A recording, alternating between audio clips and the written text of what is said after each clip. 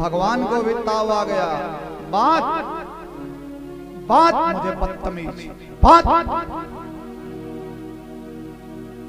डगमग दे गज ढोले, भगवान कुपित होकर बोले, हाँ हाँ दुर्योधन बांध मुझे, हाँ हाँ दुर्योधन बांध मुझे, हाँ हाँ दुर्योधन बांध मुझे, हाँ हाँ दुर्योधन बांध मुझे, हाँ हाँ दुर्योधन बांध मुझे, दुर्योधन बांध मुझे, दुर्योधन बांध मुझे, दुर्योधन बांध मुझे, दुर्योधन बांध मुझे।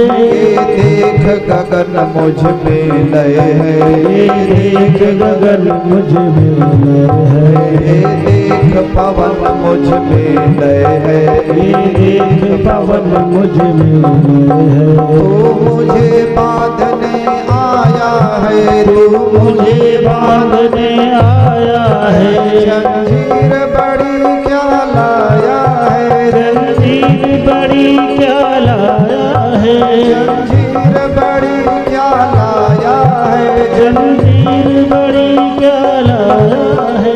मृतकों से पटी हुई भूं है, मृतकों से पटी हुई भूं है, पहचान कहाँ इसमें तू है, पहचान कहाँ इसमें तू है। थी सभा खिंड सब लोग पड़े थे, सभा खिंड सब लोग पड़े, चुप थे या थे बेहोश पड़े, चुप थे या थे होश पड़े। केवल दो नर नया खाते थे, केवल दो नर नया गाते थे। धृतराष्ट्र विदुर सुख पाते थे, धृतराष्ट्र विदुर सुख पाते थे, धृतराष्ट्र विदुर सुख पाते थे।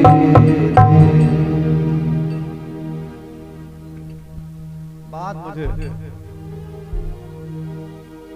और जब भगवान बोले तो सब डर के मारे बेहोश हो गए। भगवान ने प्रेजेंट पास्ट फ्यूचर तीनों दिखा दिया। बात क्या तेरे पास इतनी बड़ी रस्सी है कि तू आकाश बांधे? क्या तेरे पास इतनी बड़ी रस्सी है कि तू पाताल बांधे? मुझे बांधने चला है। डर के मारे सब बेहोश हो गए। और दुर्योधन जो बहुत ताव में आ रहा था, दुर्योधन तो डाउन हो गया। कृष्ण मुझसे ना बहुत बड़ी गलती हो गई, मुझसे बहुत बड़ी भूल हो गई। वो मैं बचपन से बड़ा क्रोधी हूं ना, वैसे कृष्ण मैं तुम्हें मानता बहुत हूँ। वो तो गुस्सा आ गया और इतना मानता हूँ ना, मैंने तुम्हारे लिए बढ़िया बढ़िया जलेबी बनवाई है, मिठाई बनवाया हूँ, पूड़ी बनवाया हूँ, हलवा बनवाया हूँ, खा लो कृष्ण। भगवान श्री कृष्ण गंभीर हो गए। दुर्योधन, दो ही परिस्थिति में आदमी भोजन करता है। भोजन करने की दो सिचुएशन होती है। पहली सिचुएशन, अगले के अंदर में श्रद्धा बहुत हो, प्रेम हो। प्रेम अगर होता है तो नहीं इच्छा के बावजूद भी आदमी ले लेता है। नहीं नहीं शुक्ला जी, हमारे कहने से एक फुल्का हमारे कहने से नहीं नहीं, एक इच्छा ना होते हुए भी आदमी ले लेगा। और दूसरी, अगर हमें भूख लगी हो, बहुत भूख लगी हो, तब भी ये सब नहीं देखा जाता। यहां दोनों ही सिचुएशन नहीं है, दोनों परिस्थिति नहीं है। ना ही तुम्हारे मन में श्रद्धा है और ना ही मेरे मन में भूख। और आज हमारा न्योता विदुर जी के यहाँ है।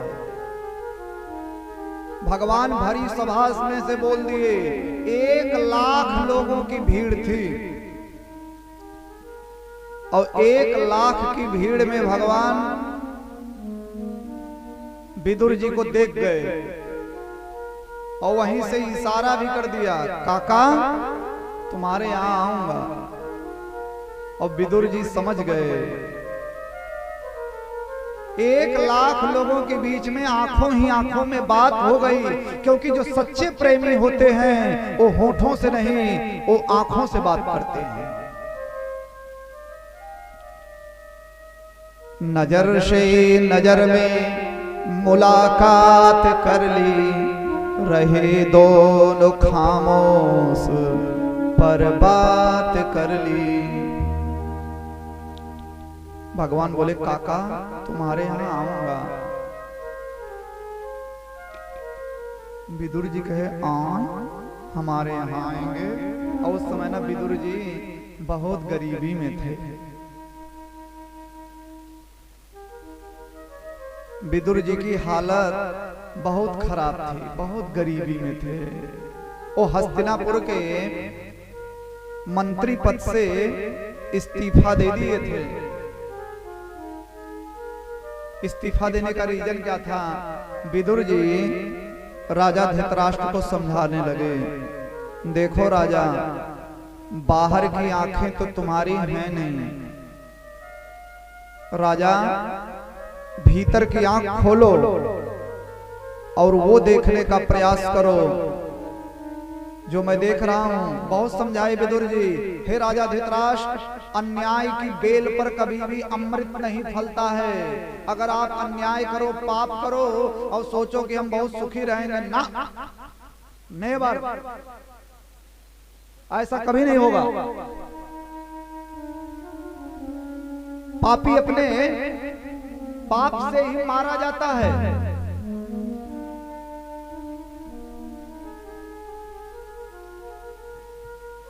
इसलिए तो कहा गया है कि कभी कभी होता है ना कि अपने ताकत के घमंड में हम बड़े बलशाली हैं, हमारे पास 4-5 लाठी है, हम बड़े दबंग हैं, और लोग अपने पड़ोसी को सताने लगते हैं। ये सब ढाई दो, ये सब आपन है, सब डिग्री हो गई घमंड में। लेकिन वो कमजोर असहाय आदमी एक बार अगर कह देगा, हे गंगा माई तू देखो न्याय अन्याय, तो उस निर्बल के जो आंसू निकलेंगे वो तुम्हारे खानदान का नाश कर देंगे, पक्का नाश कर देंगे।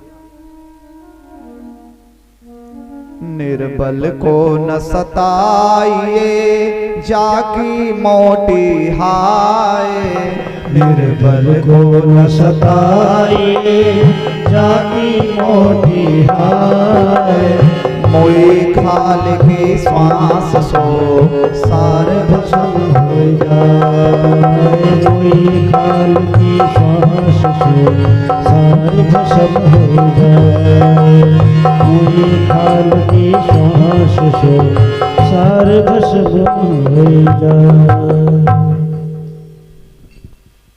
प्रेम से बोलिए जय श्री कृष्ण। तुम्हारे बेटे लगातार अत्याचार कर रहे हैं, इसे रोको। उसी समय दुर्योधन आ गया। विदुर जी समझा ही रहे थे, क्यों रे दासी पुत्र क्या भड़का रहा है? मेरे अंधे पिता को, मेरे अंधे बाप को मेरे खिलाफ क्या भड़का रहा है? दासी पुत्र, तुझे लाज नहीं आती, शर्म नहीं आती? खाते हमारी हो, मंत्री हस्तिनापुर के हो, वेतन लेते हो महाराज से, खाते हमारी हो और गाते पांडवों की हो, शर्म नहीं लगती तुम्हें? जब देखो तब चले आते हो पांडव पांडव पांडव।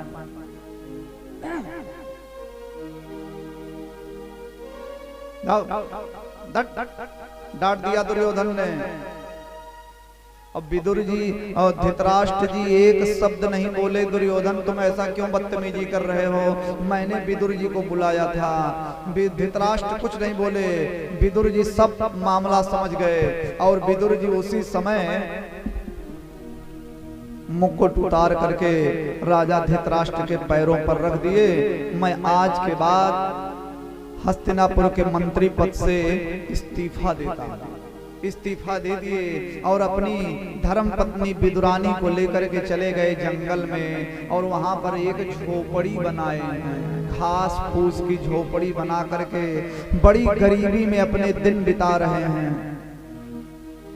आज विदुर जी को जब पता लगा कि मेरा कन्हैया, मेरा गोविंद मेरे भगवान शांति दूत बनकर के आ रहे हैं। विदुर जी भी आए कि देखे क्या फैसला होता है, और यहाँ तो विवाद हो गया। और भगवान भरी सभा में बोले मेरा न्योता विदुर जी के यहाँ है। विदुर जी कहे आए, कन्हैया का कोई भरोसा नहीं। विदुर जी तुरंत दौड़ते दौड़ते गए। विदुरानी बोली क्या हुआ? अरे बोले जो हुआ सो हुआ। मुझे ना ऐसा लगता है कि भगवान श्री कृष्ण हमारी कुटिया में आएंगे।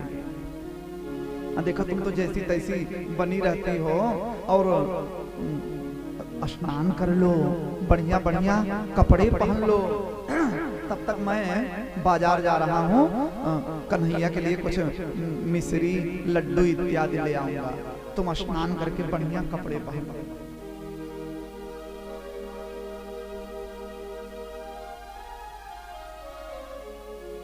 भगवान के सामने, भगवान के मंदिर में, भगवान के दरबार में, भगवान की कथा में, भगवान की पूजा अर्चना में जब भी जाओ, बढ़िया बढ़िया कपड़े पहन के जाना चाहिए। खूब बढ़िया सज धज के जाना चाहिए भगवान के दरबार में। दिने दिने नवम नवम नमामि नंदनंदनम।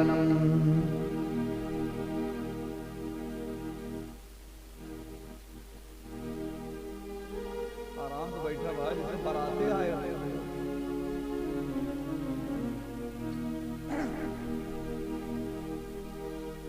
प्रेम से बोलिए जय श्री कृष्ण। लेकिन हम लोग उल्टा करते हैं। भगवान के मंदिर में जब जाएंगे तो वही कपड़ा एकदम चिंगूरा सिकुड़ा जौन गगरी में रखा रहेगा वही पहन के जाएंगे। अब बढ़िया वाला कब निकालते हैं? जब समधियाने जाना होता है तब बढ़िया दादा धोती निकालते हैं। भगवान के दरबार में सज धज करके जाना चाहिए। विदुर जी चले गए मार्केट, विदुरानी स्नान कर रही थी। उसी समय भगवान आए, साकल खटखटा दिए, काकी। विदुरानी प्रेम बिहबल हो गई, विदुरानी प्रेम दीवानी हो गई। मेरा कन्हैया आ गया, मेरा कन्हैया आ गया, मेरा कन्हैया आ गया। विदुरानी ऐसी भाव विभोर हो गई। गीले कपड़े में ही आकर के दरवाजा खोल दिया, स्नान कर रही थी, भाव विभोर हो गई। प्रेम जब उमड़ता है तो नियम नहीं देखता है। आओ आओ कृष्ण, आओ आओ श्री कृष्ण। और भगवान विदुरानी काकी के प्रेम को देख देख करके मुस्कुरा रहे हैं। आओ तुम्हारे काका तो बाजार गए हैं, आओ कृष्ण बैठो। एक पीढ़ा ली अपने कुटिया में रखी, बैठो। और जो भगवान बैठे बोले नहीं नहीं नहीं नहीं नहीं ये गंदा है, यहाँ बैठो। अब भगवान जब फिर बैठने लगे बोली नहीं नहीं ये भी गंदा है, यहाँ बैठो। अब जब भगवान बैठने लगे बोली ये नहीं ठीक है, यहाँ बैठो। फिर भगवान बैठने लगे बोली नहीं नहीं उठो, यहाँ भी नहीं ठीक है।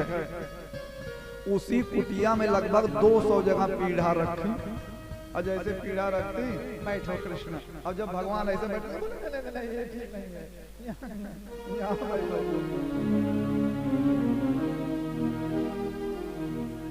भगवान मुस्कुरा रहे हैं और अंत में बीच में पीढ़ा रख दिया। भगवान प्रेम से बैठे। विदुरानी बोली तुम्हारे काका तो बाजार गए हैं, तुम्हें भूख लगी होगी ना गोविंद। भगवान बोले हाँ काकी मुझे ना बड़ी भूख लगी है, केले खाओगे? हाँ काकी मुझे केले बहुत पसंद हैं। विदुरानी काकी केले की टोकरी लेकर के आई, और छिलका जो है केले का जो फल होता है, केले के अंदर में फल होता है ना, इसे छिलका छीलेंगे, उसको तो टोकरी में रख दी, और जो छिलका था वही कृष्ण जी को दी। और भगवान बड़े प्रेम से वो छिलका खाए। मीठे हैं श्री कृष्ण? हाँ काकी बहुत मीठे हैं। और खाओगे? हाँ, लगभग 100 केले के छिलके। और भगवान बड़े प्रेम से केला खा रहे हैं। विदुर जी टोकरी वोकरी लेकर के आए। जब ये नजारा देखे माथा पीट लिए, अरे ये तू क्या करती, मेरे गोविंद को, मेरे कन्हैया को, मेरे भगवान को तू केले के छिलके खिला रही है, बावरी हो गई है क्या? तब विदुरानी को होश आया और विदुर जी विदुरानी को डांटने लगे। भगवान बोले, काका, काकी को मत डांटो, काका, काकी को मत डांटो। सही कहता हूँ काका, दुनिया में मेरे बहुत सारे भगत हैं, बहुत भोग लगाते हैं, लेकिन सही बात यह है कि आज जो स्वाद मुझे विदुरानी काकी के केले के छिलके में आया है, वो स्वाद मुझे कहीं नहीं मिला। क्योंकि विदुरानी काकी के इस छिलके में प्रेम है। और भगवान तो प्रेम को ही देखते हैं ना। सबसे ऊंची प्रेम सगाई, सबसे ऊंची प्रेम सगाई, सबसे ऊंची प्रेम सगाई। दुर्योधन घर में त्यागो, दुर्योधन घर में त्यागो, साग विदुर घर आए। सबसे ऊंची प्रेम सगाई, सबसे ऊंची प्रेम सगाई।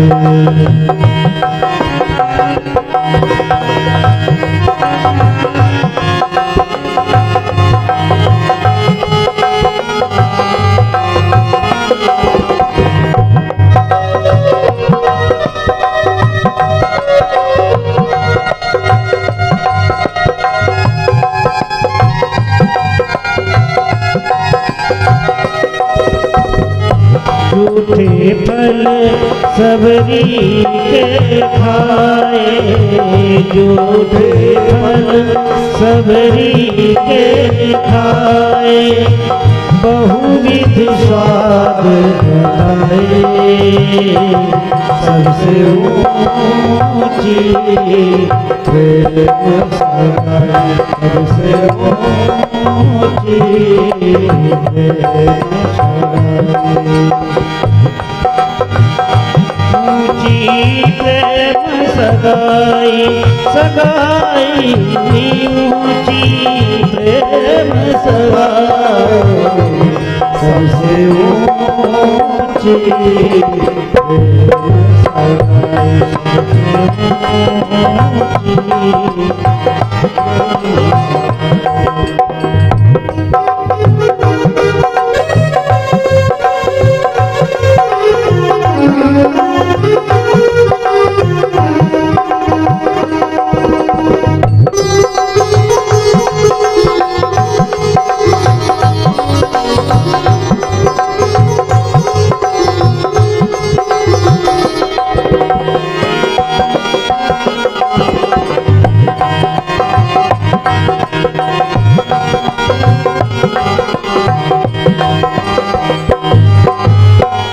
प्रेम के बस मृत से बाकी, प्रेम के बस मृत से बाकी, आप बने हरिनाए। सबसे ऊंची प्रेम सगाई, सबसे ऊंची प्रेम सगाई। ऊंची प्रेम सगाई, सगाई ऊंची प्रेम सगाई, सबसे ऊंची प्रेम सगाई, सबसे ऊंची प्रेम सगाई। राजसुयत युधिष्ठिर कीन्ही, राजसुयत युधिष्ठिर कीन्ही, तामे जूठ उठाए सबसे ऊंची सबसे ऊंची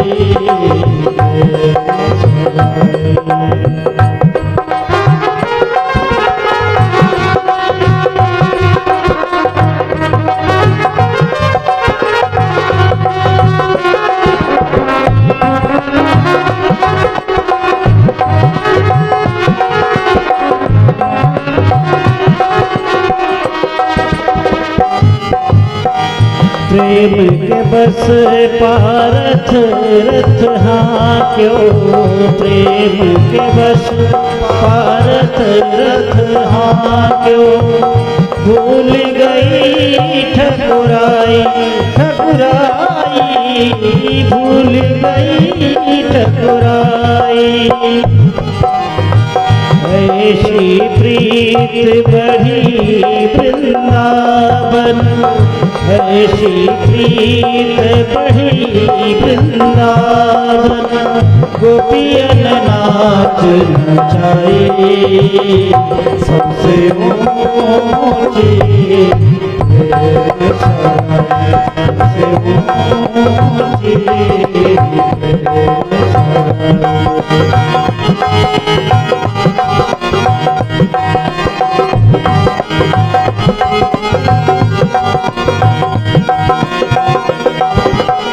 सूर गुर यही लायक नाही, सूर गुर यही लायक नाही, कहाँ लगी करऊं बड़ाई सबसे ऊंची प्रेम सगाई, सबसे ऊंची प्रेम सगाई, ऊंची प्रेम सगाई सगाई, ऊंची प्रेम सगाई, सबसे ऊंची प्रेम सगाई, सबसे ऊंची प्रेम सगाई, सबसे ऊंची प्रेम सगाई। बोले श्री राधा कृष्ण भगवान की जय। सबसे ऊंची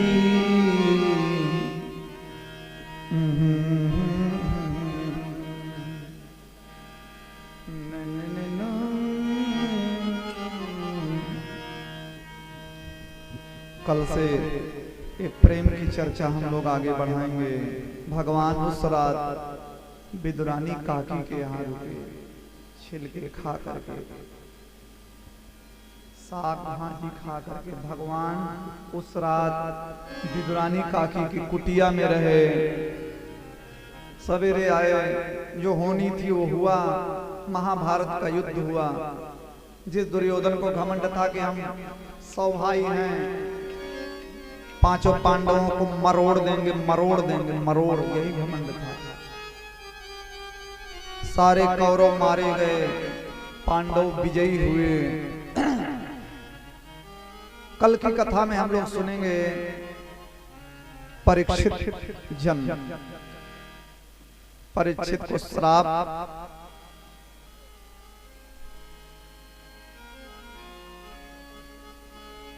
ध्रुव जी के कथा भी कल ही हम लोग सुनेंगे। आदि आदि कथाओं का श्रवण